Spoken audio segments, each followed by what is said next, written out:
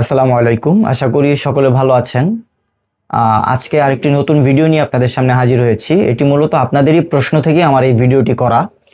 আপনারা বিভিন্ন ধরনের প্রশ্ন জিজ্ঞেস করেন, যেটা আসলে কমেন্টস বারবার একই প্রশ্ন অনেক আসার কারণে ভাবি যে এগুলো নিয়ে যদি একটা ভিডিও বানানো যায়। হ্যাঁ, যেমন সবচেয়ে বেশি প্রশ্ন মানুষ যেটা করে সেটা হলো যে ভাইয়া ওয়েব ফাইলটা কি।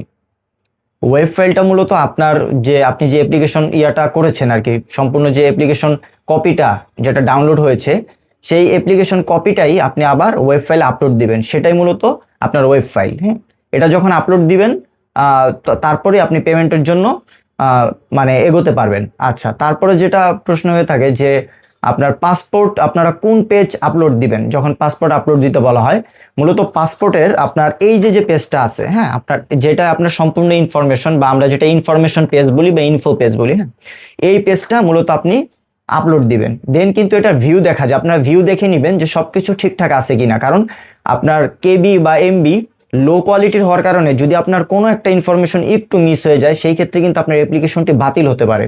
আচ্ছা, তারপরে যে সমস্যাটা আছে সেটা হলো অনেকে জিজ্ঞেস করেন যে ভাই নাম্বার আর মেইল কি সেম থাকতে হবে কিনা। অবশ্যই নাম্বার এবং মেইল সেম থাকতে হবে, এবং এগুলো যেন পূর্বে কেউ রেজিস্টার্ড বা কেউ ইউজ না করে থাকে। যদি আপনার নাম্বার এবং মেইল এগুলো ইউজ করে ফেলে, সেই ক্ষেত্রে কিন্তু আপনি পরবর্তীতে এটা দিয়ে আর সাইন আপ বা সাইন ইন করতে পারবেন না।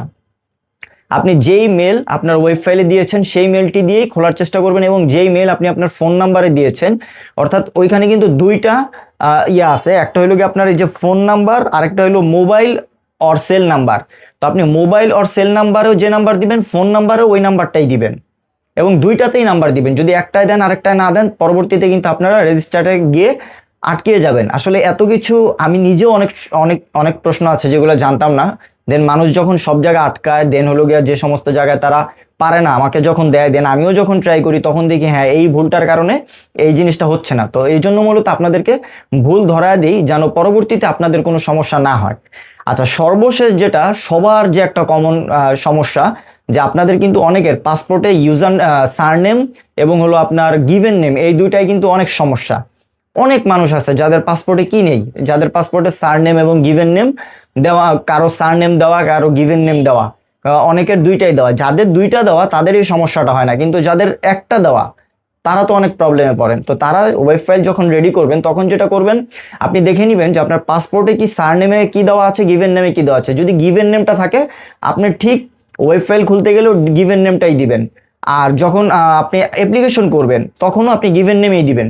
আচ্ছা, এখন অনেকের প্রশ্ন হলো যে ভাই আমরা যখন ওয়েব ফাইলের জন্য সাইন আপ করি, তখন তো গিভেন নেম এবং সারনেম দুইটাই চাই। এখন আমাদের তো একটা পাসপোর্টে, এখন আমরা কি করব?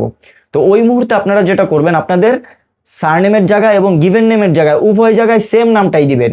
আচ্ছা, সেম নাম দিলে পরবর্তীতে কি হবে? সেম নাম দিলে একটু সমস্যা হয়, কিন্তু এটার জন্য আবার কি আছে, কনসেন্ট লেটার আছে, হ্যাঁ, বা ডিক্লারেশন লেটার যেটাকে বলে, সেটা আপনার লিখতে হবে। আপনি যখন ডকুমেন্টসগুলো জমা দিবেন, তখন আপনি ওই ডকুমেন্টসের সাথে এই কনসেন্ট লেটারটা জমা দিবেন। মানে কনসেন্ট লেটারটা কিভাবে সাজাবেন সেটাও আমি আমার ডেসক্রিপশন বক্সে ইংরেজিতে দিয়ে দিব। আপনার জাস্ট এটা কপি করে প্রিন্ট করে আপনি আপনার নাম, অ্যাড্রেস, পাসপোর্ট নাম্বার এগুলো দিয়ে আপনি জমা দিয়ে দিবেন। তো এই সারনেম এবং গিভেন নেমের যে সমস্যাটা, আশা করি যদি আপনারা এই কনসেন্ট লেটারটা জমা দেন, আশা করি এটা নিয়ে আর কোনো সমস্যা হবে না। এবং যখন আপনারা ফাইল সাইন আপ করবেন বা যখন আপনাদের অ্যাপ্লিকেশন ফাইল জমা দিবেন, তখন যদি দেখেন যে এই প্রবলেমটা ফেস করেন, তাহলে আপনি যখন অ্যাপ্লিকেশন ফাইল জমা দিবেন, তখন যেটা করবেন সেটা হলো এক জায়গায় নট অ্যাপ্লিকেবল দিয়ে দিবেন, অথবা সেমটাই দিতে পারেন। আপনার ধরেন গিভেন নেমে দেওয়া আব্দুল্লাহ, আপনি সার নেমে আব্দুল্লাহ দিবেন। দেওয়ার পরে সেম যে কাজটা করবেন, ওই যে বললাম যে আপনার যখন আপনি সাইন আপ করবেন, ওইখানেও সার নেমেও আব্দুল্লাহ দিবেন, গিভেন নেমেও আব্দুল্লাহ দিবেন। দেন হলো আপনার ওই কনসেন্ট লেটারটা জমা দিবেন। কনসেন্ট লেটারের সম্পূর্ণ কনসেন্ট লেটারটা আমি আমার ডেসক্রিপশন বক্সে দিয়ে দিব, আপনার এটা নিয়ে সাথে জমা দিলেই হবে। তো আশা করি যে আপনাদের আর কোনো এই গিভেন নেম সার নেম নিয়ে আর কোনো প্রশ্ন বা আর কোনো সমস্যা থাকবে না। ভালো থাকবেন, আল্লাহ হাফেজ।